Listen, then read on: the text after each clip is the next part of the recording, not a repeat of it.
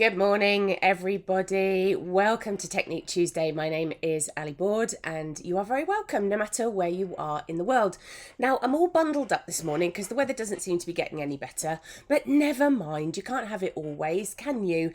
Now, you might be watching live via the Facebook page. You might be watching via YouTube. You might be watching on my website, www.learningtopaint.co.uk. No matter how you are watching, thank you very much for taking the time and the trouble to tune in. It's always very lovely to have you here. If you wonder why my eyes are darting around, it's because I like to keep kind of an eye on everything that's going on in terms of anyone who has taken the trouble to tune in live and is making a comment. So let's just say hello to a few people who are in the room. Now, my technology has decided to not play games this morning, so it's always good, isn't it? Who have we got in the room? Who made the first comment of the day? Joe is. Good morning, Joe. Now, what's Joe saying? Hope you're all well and the weather is better than in not so sunny Dorset. Yeah, it's rainy and grey and horrible, isn't it? Num num num num num num num. Who else have we got? Heather, good morning. Patricia, Mum, Liz, to all the rest of you. Not Mum to the rest of you, Liz to the rest of you. Good morning. Martina, Linda, Anne, who else have we got? Joy in the horrible rainy Cotswolds. Rosie, what's she saying? What's Rosie saying? Hi everyone from fickle weather France. I like that. I may have to adopt that. Angie, good morning. Sandy, yes, it's raining again. It's just rubbish, isn't it? Who else have we got? Jilly, Maureen, Trudy, Dee, Thea, good morning. Helen, Helen is saying a rare chance to watch live. So feet up with a large mug of coffee. I'll take one, black with the sugar, please, if you're making. Ali D is in the room. Karen is in the room too. Linda, Jean, yes, weather is horrible in Dorset. And Mata, good morning. To all of you who have taken the time and trouble, thank you very, very much indeed. Now, there's all sorts of news to share with you, and you may have seen a few teaser trailers, shall we say, go out on the social media. Because there is some very, very big news coming. Now, the lovely SAA team have said that I can hint at it this morning. There will be a bigger announcement later today, so keep your eyes peeled on the SAA's social media and mine too. We are going to do our very best to get it all out to you, and if you're watching this on catch up a couple of days later, you'll probably know about it already. And I'm just going to get something into shot. It's going to be very fleeting. Okay, so keep your eyes peeled on this. Are you ready for this? It's all very exciting news indeed. So keep your eyes peeled. That was even more of a teaser, wasn't it? But I promise you, as soon as I'm allowed to talk about it, and I have been keeping it under wraps for a good 4 months now. It's been killing me. So keep your eyes peeled on that information. I will be very excited to share that with you. Now, who else is in the room whilst I was making that announcement? Rabina, good morning. Joe, let's have a look. Who else is? Linda is in the room too. And yes, Anne is saying, oh, exciting, we're getting a sneaky peek. Lots of people. Dee is whooping. I love a whoop whoop. What's not to like about a whoop whoop? Good morning, Kathy. Thank you very much for joining in. So this is the last part of the herb project, of that illustration project that we have been working on together. So shall we go to the overhead shot and see what we've got?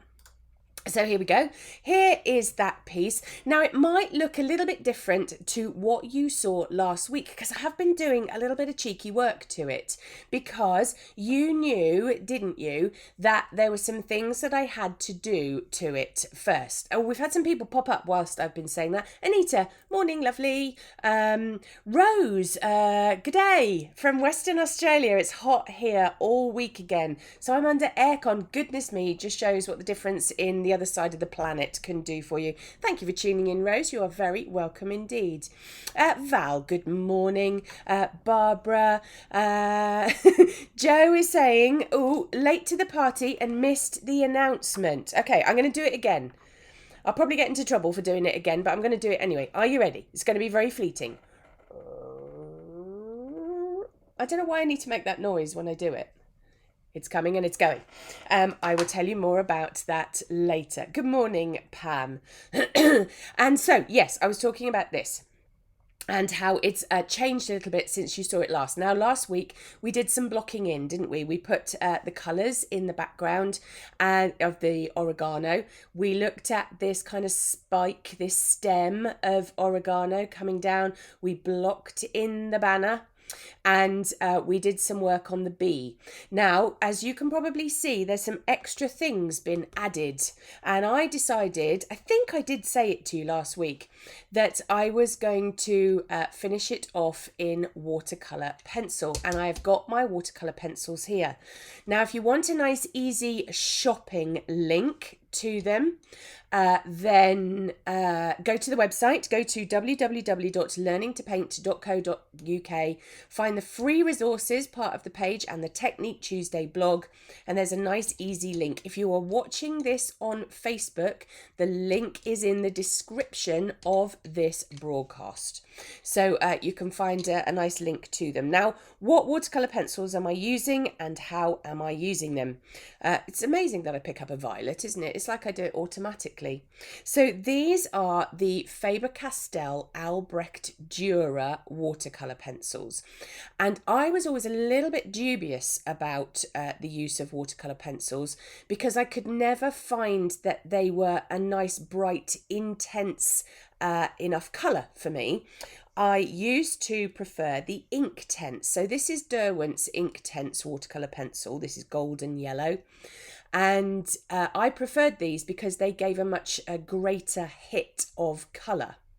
Now, the trouble is that you don't always want it to be super, super bright or super, super strong. So watercolour pencils are sometimes then preferable. But I did find with an awful lot of watercolour pencils that they weren't kind of strong enough. I needed to have somewhere in between the two. So not as strong as an Inktense, but not as subtle as some of the brands of watercolour pencil can be. And I have alighted on these. And these are all the colours that I have. Normally, I do treat myself to a bit of a set. But these are all the colours that I bought because I was working on a particular project at the time and I needed these colours. But I have to say I'm going to add to it because they are really beautiful. They're very smooth, they're very creamy, they're not horrifically expensive, which is always a plus point, isn't it? And I also like the fact that they're quite natural looking colours. Sometimes you get brands of watercolour pencil where everything is very bright and very vivid, which is fine when you want them to be bright and very vivid. But a lot of the time when you're doing something along these lines, you want to have a nice selection of natural colours. And so you can see in here I've got some rather nice soft sludgy greens, and I just happen to have, I didn't buy this specifically for this project, but it's really lucky. I have got a rather nice magenta colour too, and there are some greys and some dark blues and other things in there. So these are the colours that I used to give this a bit more of a finished look. I did chuck an Inktense pencil in there too because I needed there to be a nice strong colour on my bee. Really pleased with the bee. Can you imagine how thrilled I was when that turned out like that? So the way that I used them, and I've used them dry at the moment, I thought it would be fun to see how they looked, how different they looked between dry and wet. So I've almost completed the piece. I've just got a bit of shading to do, and I've obviously got the lettering to do. And I really wrestled with the lettering, has to be said, because I'm still a bit undecided. I think I've come to a conclusion on that, but we'll soon find out. And the way that I did it was that I took a pencil, and I've been talking about this in my classes this week, about how sometimes you want a linear mark. So let's just pop this up because we've got our little practice area down here. So sometimes you want a kind of linear mark, don't you? Particularly if you're doing fur or feather or grass or any of those kind of things. But I didn't really want there to be that kind of linear shading on my illustration. So what I did was I did a kind of circular smudgy thing going on, and it's using it in little circles. I have to say my brain does say to me, don't make them all the same, Ali. So I kind of flipped between clockwise and anti-clockwise as I go around. So you can see I go clockwise and then I go anti-clockwise. And what that does is produce a much more random mark, particularly on this Hahnemühle agave paper as well. So let's do a little bit of shading over the top of the green. So I go one way and then the other way. I'm not using the tip of my pencil. I'm using the pencil sort of much more in a much more oblique fashion to get as much of the colour strip touching the paper as I can. And then that way, hopefully I don't end up with too textural a mark. So what I did, I used this green, which is called Chromium Green Opaque.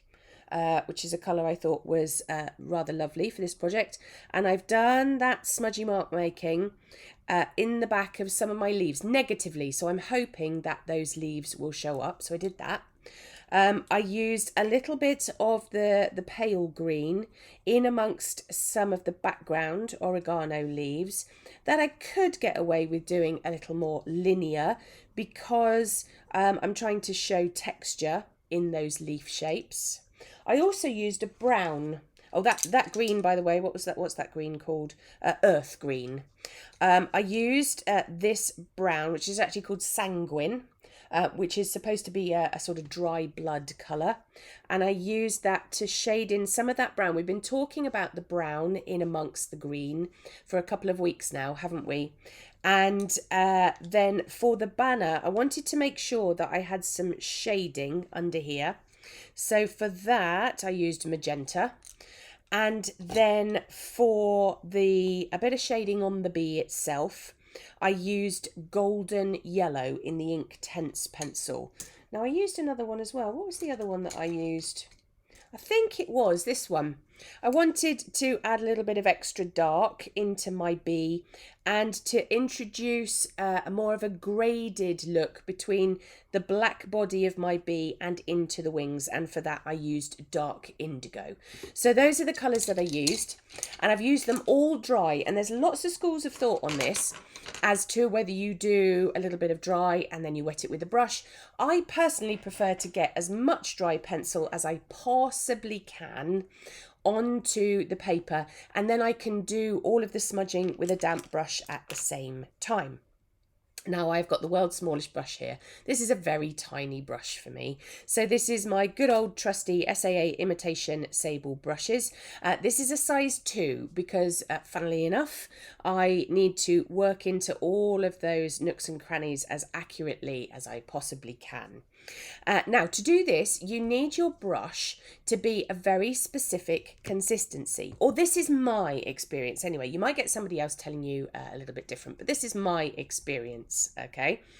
So I find that if I put it into the water, it gets too wet, and also you end up with water droplets on the ferrule, on the metal part of your brush, which as you're smudging run down the ferrule and into the bristles, and then I end up with this kind of puddle of water.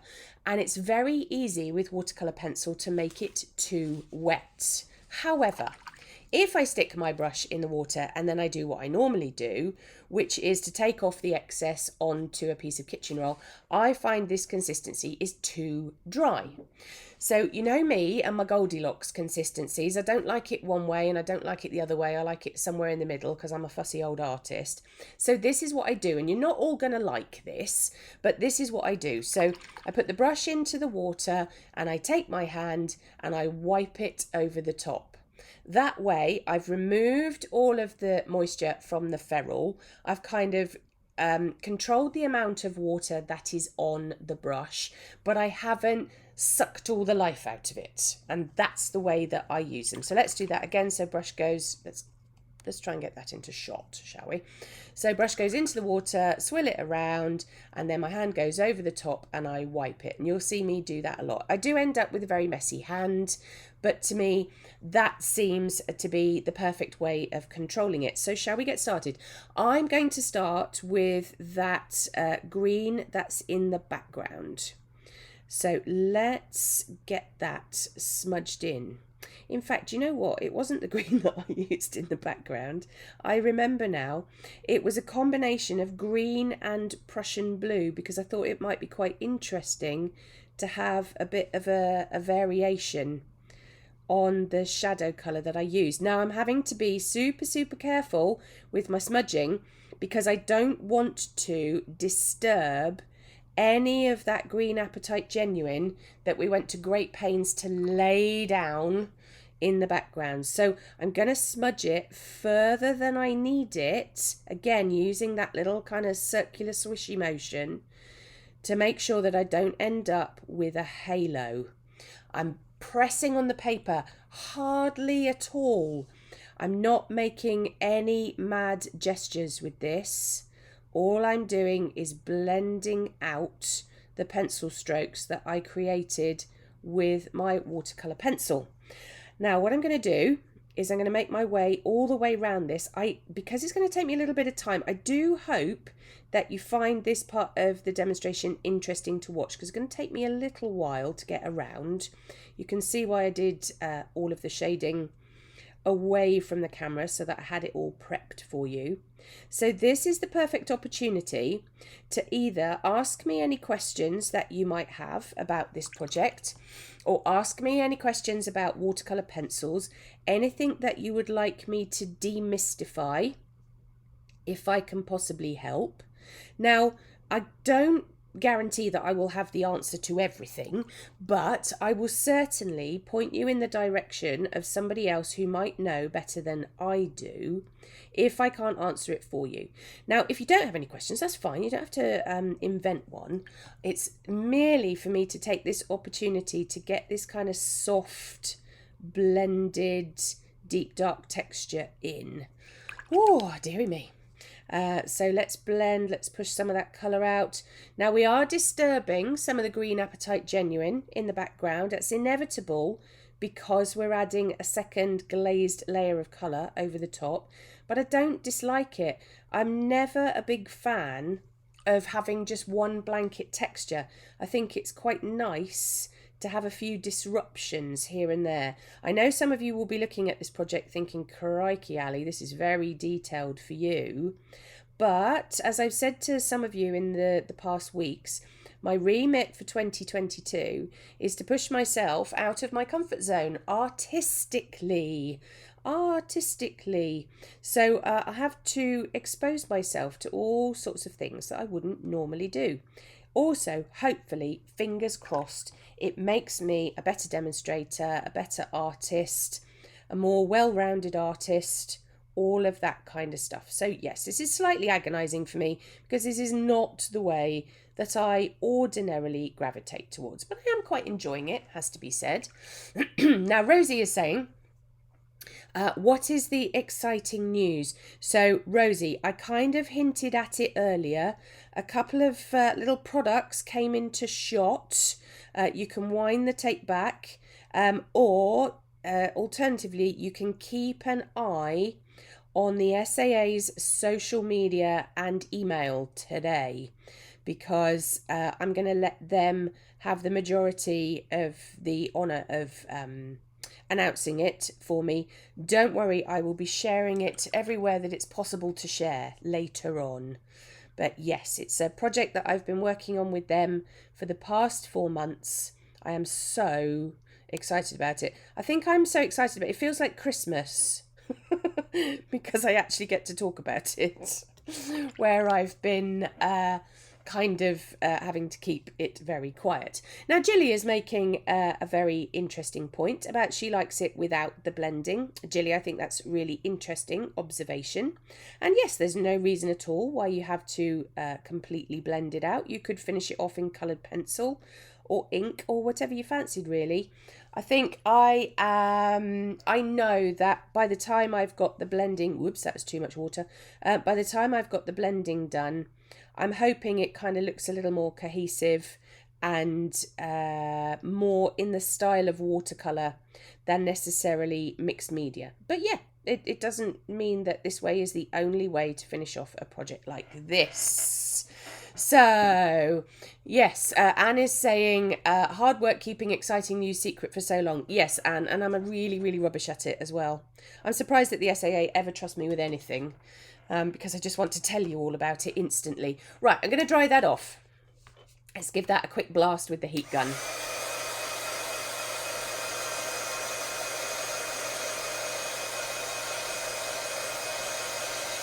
So it's drying back a little bit as well,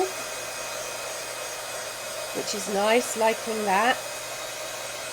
It's getting a little bit fainter. What it is doing is making this little sprig of oregano and the bee and the banner pop out a little bit, because I've made it a little more grey. We've got those layers going on, and we talk about that a lot in Technique Tuesday, don't we? The fact that we've kind of got layer 1 is the background, layer 2 is the background oregano, layer 3 is the little sprig of oregano, and then you've got layer 4, which is the banner, and layer 5, which is the bee. So Trudy is asking a very interesting question. If you do accidentally move too much of the Green Apatite Genuine, is there a rescue tip? It is quite, I'm not going to lie to you, Trudy, it is quite hard to rescue that, because you are essentially going to blow a hole in the middle of your colour. So it might be that you would have to lift all of the colour in that area and put a second layer down.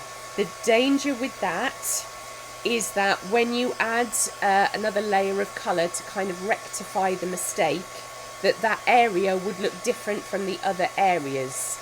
So I think if it was me and I'd really kind of messed up part of it, then I would be tempted to put another leaf in or some other kind of element to possibly get over the fact that there's a small part of it that I don't particularly like. Now, of course, there is the other argument, which is that you just have to live with it, which is not one that artists take too lightly, is it? They don't like living with stuff. They like to be able to alter it. Or in my experience, then artists like to alter it.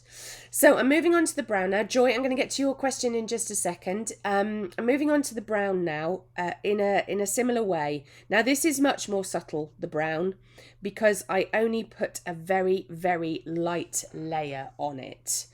So it is really only a sense of adding a small brown tint to those leaves. So it's quite subtle, but I think it really does need it. Trudy, you're very welcome.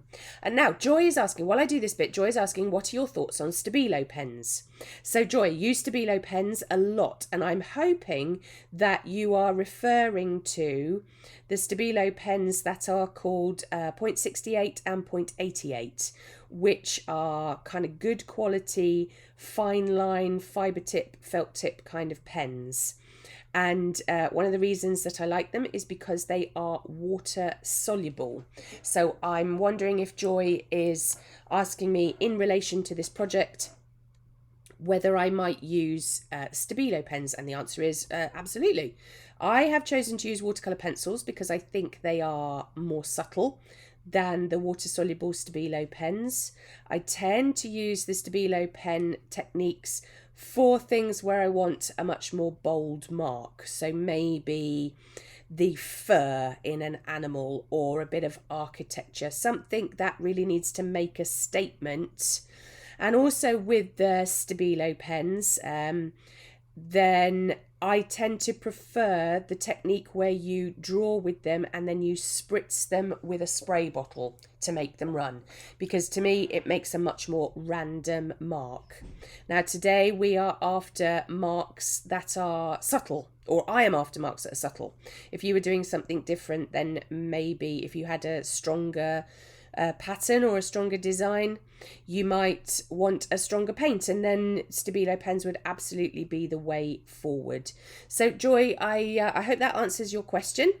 Thank you very much for asking it in the live chat. That's really helpful, because there's probably people out there that are going, Stabilo pens, what are those? Somebody remind me in the future that I need to do a demonstration of those Stabilo pens, because they're quite a lot of fun to use. Anything that's water soluble, of course, is right up my street, as I'm sure you're aware. So I'm using hardly any water for this at all. It's just adding that brown tint and breaking up some of the flat quality of some of those oregano leaves that I put in. Just adding to the three-dimensional qualities of this, hopefully. Now, I'm doing a better job of this in the blending. My brush is really only just damp. It's not too wet at all, but because there's a much thinner layer of colour down here, I'm not so concerned, as Trudy was alluding to before, of blowing a hole in it. Joy, you're very welcome. You're very welcome indeed. Always nice to have questions as we're all in the room chatting to each other. You know me, I like to build a community of people, and I like people to ask questions because that's how we all improve our knowledge, isn't it? I learn as much from you guys chatting to each other and swapping experiences as I do from experimenting myself. And that's what learning to paint is all about. Helping each other out and not keeping it to ourselves. So I'm on the last leg of some of these brown tints. I have to be really careful when I get to this part of a project because it's always so tempting to rush it. I was that kid in the exam room who would kind of make the last few pages of their essay really scrappy because I just wanted to get to the end of it. So I'm trying so hard to override that feeling and not rush it because we're so close now to the end. A few more petals to go. And whilst I am working on these petals, it gives me the opportunity to tell you or to remind you that there is no Technique Tuesday next week. Here in the UK, it is one of the half-term weeks. And so I'm taking advantage of that because my husband has got the week off as well. So we're going to be doing an awful lot of work on Plan B. So if you have enjoyed my adventures with Plan B, follow either Instagram or my Alison Seaboard Facebook page because you'll be seeing a major upcycling project that we're going to be working on all together. So that's all done now. I'm going to work on the banner. So I've got a little bit of watercolour, that magenta watercolour pencil underneath. I've got to do a little bit under my bee's bottom to make sure that he's got a bit of shadow under there. You can see that. I need to make sure that where this kind of ribbon effect of our banner is, looks like it's folded. So I've got a shadow in there too. Oh, Jill, thank you. That's really kind of you. And who else has just joined in? Julie, very late. Hello, everybody. Just got in from visiting friends. We'll catch up on catch up. Julie, you are always very welcome. So let's smudge some of this shadow in too. And get those last little bits in. Oh, that was a bit too much water, Ali. Weren't paying attention, look, you see. Exam, rushing to the end. Stop rushing. There's no hurry, she says. That's a bit dark there. So I'm going to use a good old lifting out technique. Let's just soften that effect a little bit. And then I've got one last little bit of grey. Oh, I've got the yellow as well to do, haven't I? I added a little bit of that golden yellow Inktense pencil. Now, you might not see this in the camera because it's pretty subtle. I just wanted my yellow to be a tiny bit more yellow. So I added a little bit of Inktense there. That is really faffy, isn't it? And then I added some of the indigo colour to the wings so that I could smudge the body into that wing shape to make it more subtle. There we go. That's one side. Oh, I'm slightly scared of doing the bee because I was quite pleased with the bee and I don't want to stuff it up. But I think I got away with it. There we go, that's more subtle. Now I need to give everything a dry. Let's give that a dry, particularly the banner and the bee, because I want to finish off the lettering. What's Anne B saying? Hope the weather is kinder to you next week. Yes, so do I. I'm going to be out in the garden for a week. So I'm either going to have lovely weather and feel that spring is coming, or I'm going to get very wet. Because next week is the only week we have to do it, so it's got to be done. My grandsons are off this week, my daughter next week, at schools in different counties. Yes, in the UK we have, our school authorities choose different half-term weeks, don't they? So giving that a last little dry, I think that's okay. that will certainly do the trick. And then I just want to tell you about the kind of the grapple that I had, the internal argument that I had with myself about this lettering. Can you see there? It's got a tiny little bit of green on the O. You might not be able to see it. Let's zoom in a tiny touch closer. We'll bring it down into shot a bit more. Let's squeeze that in. Can you see I put a little bit of green in there? Because I was wondering if I should make the lettering a kind of, it was going to be brighter than this. I was just testing it out. Like a vivid green with a black outline. And then I thought, oh, I'm not entirely convinced about that because that's a lot of green on there. And then I was thinking that the lettering really needs to stand out over the top of the banner. And how could I do that? What lengths could I go to? It's drawn in the grey pen. If you can think back to whether that was, I think that was week 2, maybe week 3, where I put in that grey lettering. It doesn't show up enough. And the B really, really stands out. So there is no other way for it. I'm pretty sure that lettering needs to be in black, okay? So I have my black Unipin waterproof sketching pen. So my final huzzah on this is going to be putting this lettering in. So I'm going to apologise in advance if I stop speaking at any point. I promise it's not because you've lost sound. It's simply because I can't do this final lettering and talk at the same time. And I should have put my stronger glasses on, but never mind. So I'm going to make my way around the letters as carefully and as precisely as I can.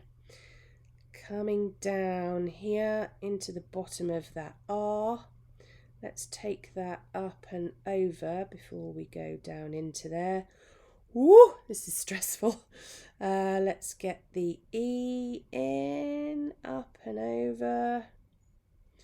And the secondary part of that. Okay, it's not looking too bad. Oh, I missed that bit out. Let's get that bit in.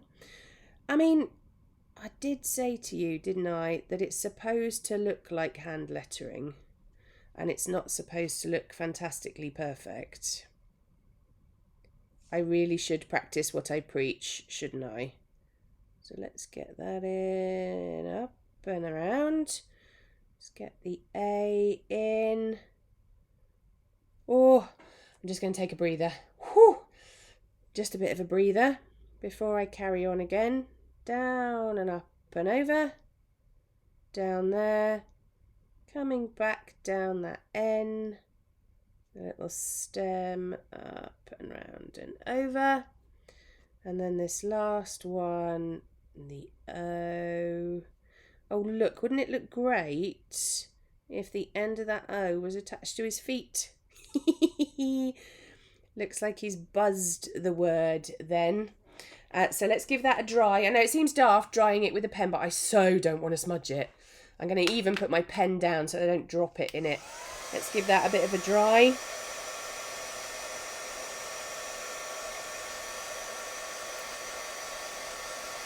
And I've just thought of something else that I might want to do to this lettering, and I haven't got the stuff anywhere near me.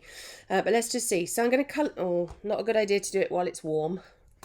Let's give it a bit of a waft. Right, let's colour this in with my pen. Luckily, the tip of this Unipin pen is nice and fine. But I don't want to mess it up. Right, now there's the E and the G. Oh! You have no idea how difficult it is to speak and colour in at the same time. There we go, down there. This one coming down and around. This one coming down. I'm doing it in short little strokes so that I don't mess it up. This one coming down and around. Whoo! Okay, now there is something else that it needs, and it definitely needs it. So I'm going to try and multitask by drying it with one hand and reaching for the other thing that I need with the other.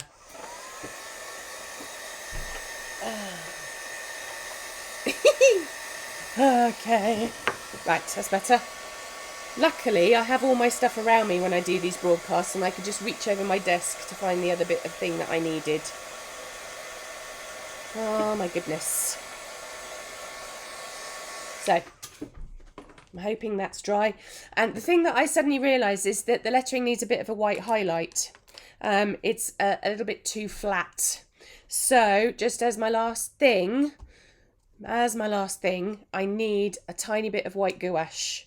So this is titanium white gouache. This is the Pebeo T7 gouache, but the De La Rowney or the Winsor & Newton permanent white would be equally as good.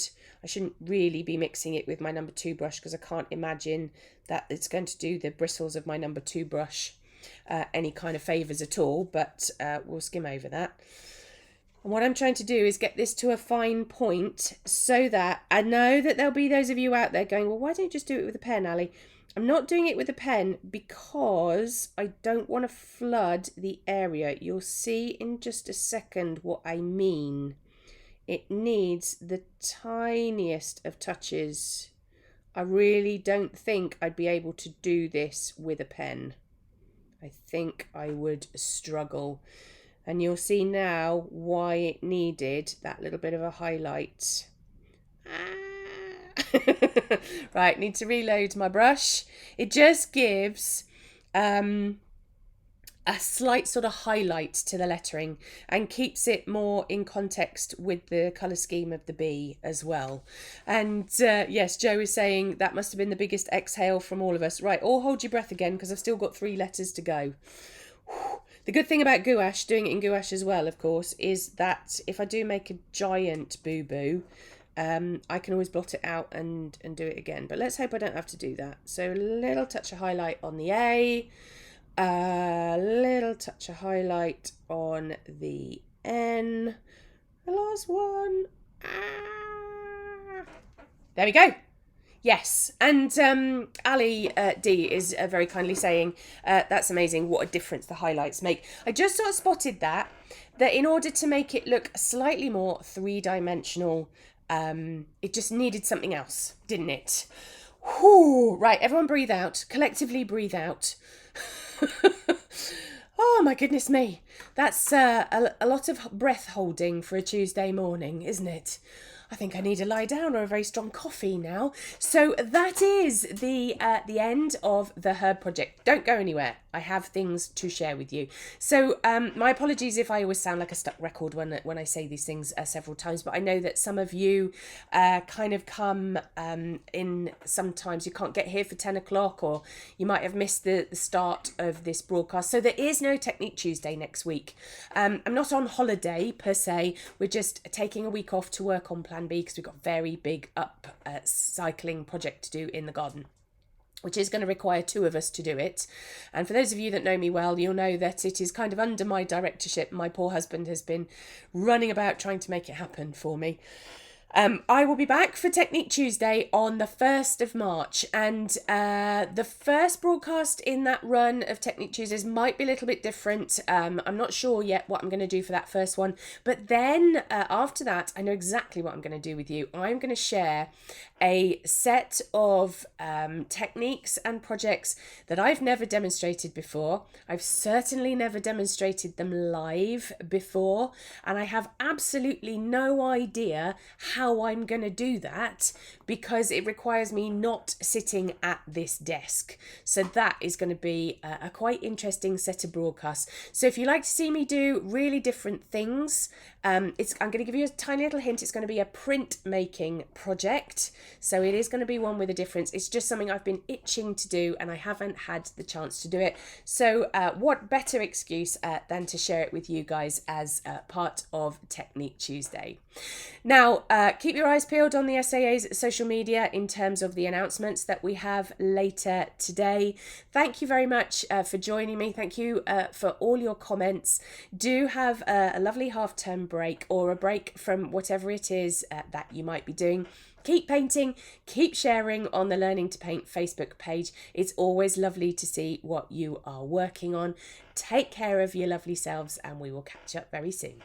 Bye everyone. Bye.